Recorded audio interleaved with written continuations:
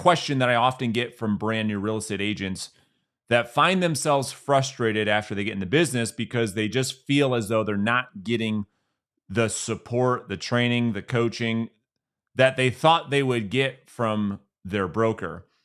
And I want to talk about this in great details. And I'm going to give you really two ways to look at this. And so I got a comment on one of the recent videos on YouTube, and it was a great question. And here's what the agent said. He said, "Hey man, I have a question and really need help. I'm a new real estate agent and I don't really get much broker support or training. I'm learning from you more than him, and as a result, should I find another broker? Also, is my broker supposed to go over things like how to deal with confrontation, how to go on listing appointments, how to become better prepared so that I can be an agent that's well informed? I feel like I wouldn't really know what to do even if I got a listing or had to go on a listing appointment." Well, unfortunately, again, that is just the question that I get all too often from new real estate agents. Now, I want to set this up by helping those that are new to real estate or are thinking about getting into real estate as a career, why many new real estate agents feel this way about their broker. What I am about to say is not a defense for brokers because it shouldn't be this way. However, there was a recent article that Jeff Glover just put out on Inman. Shout out to you, Jeff. And he talked about why the agent count model doesn't work. And let me explain. Most brokerage business models are the only way that they succeed is by having a large agent count, by having tons and tons of agents, because the margins are so thin running a brokerage. I should know, I started one from scratch. And because those margins are so razor thin, the only way that brokerage firm actually makes it and stays in business, let alone become profitable in a successful business, is by having hundreds and hundreds of agents. And just depending on how the business model is set up, some brokerages need more agents than others. If you look at that concept right there alone, it becomes very difficult for that broker or the people on that broker's team to really supply the in-depth, hands-on training and coaching that a new agent needs to succeed in this business. It just doesn't allow for that to occur. And so that's why I've said it many times on the channel. This is the advice that I give is the same thing that I did, which is I started on a real estate team. Because unlike the real estate brokerage that has to have a ton of agents to succeed, the real estate team typically is a lot more close-knit because they have a lot less people on them than that of a brokerage. And so my first thought goes back to what I've always said that I will continue to say, that what probably makes the most sense for a brand new real estate agent is not to find themselves going to a large brokerage firm where they may get lost in the shuffle. It probably makes more sense for them to go on a real estate team where they will have a culture, where they will have a team environment, where they will get hands-on training, hands-on coaching. They'll be held accountable. And this, in my opinion, is how new agents should start in the business. And then only after they understand what it is that they're doing to go out there and service buyers and service sellers at the highest level, should they consider going off on their own. Now, the argument to that is, okay, well, some agents don't want to go on a team because the team maybe has a higher commission split than that of a real estate brokerage. Although true, 0% or, yeah, I mean, 100% of zero is still zero, right? That's the way I look at it. If I was a brand new agent all over again, I wouldn't change anything. I would be willing to give up more on a commission split because it's not about how much you generate necessarily. It has more to do with how much you net.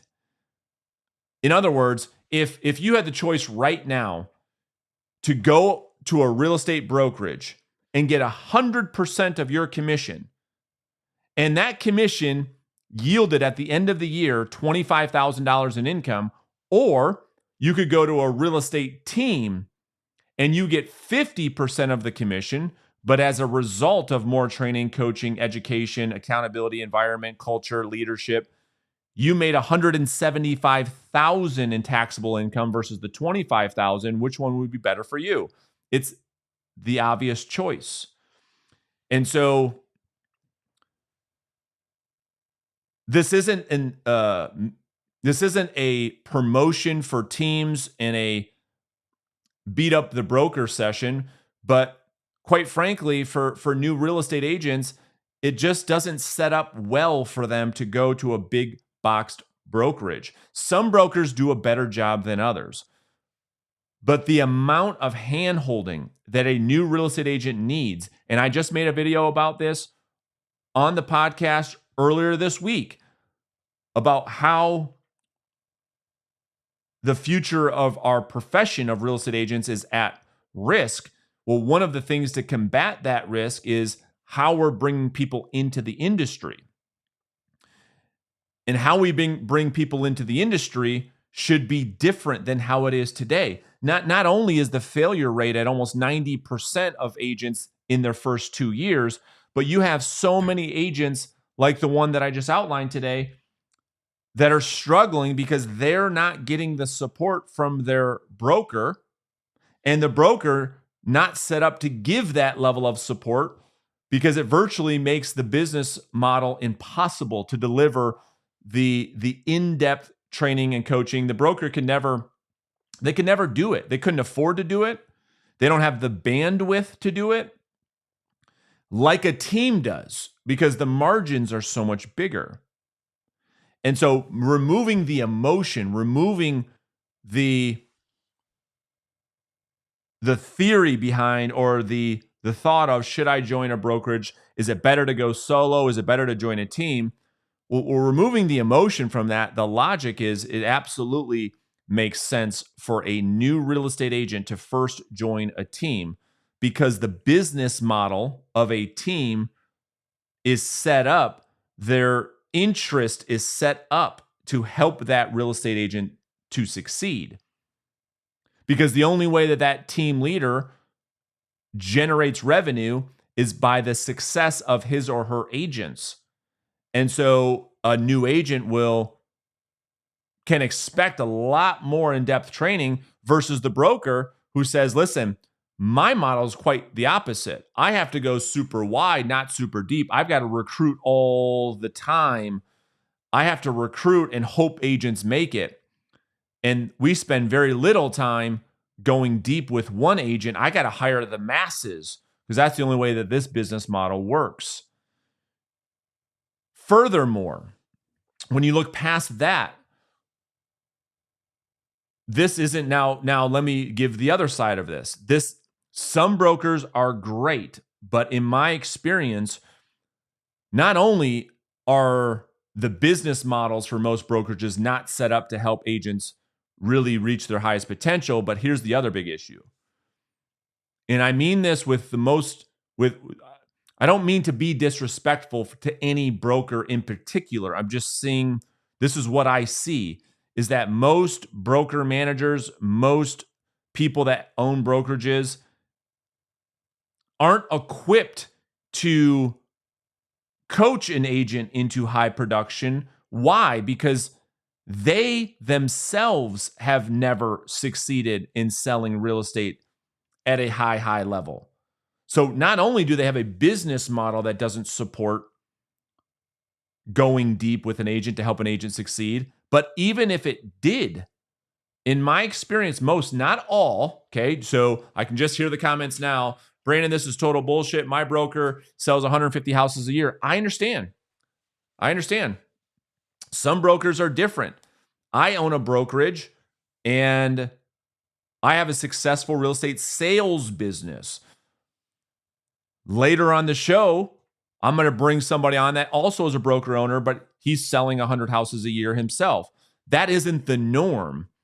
It's the 80-20 principle, right? 80% of these people that are running these brokerages have not, in fact, succeeded themselves in personal real estate sales.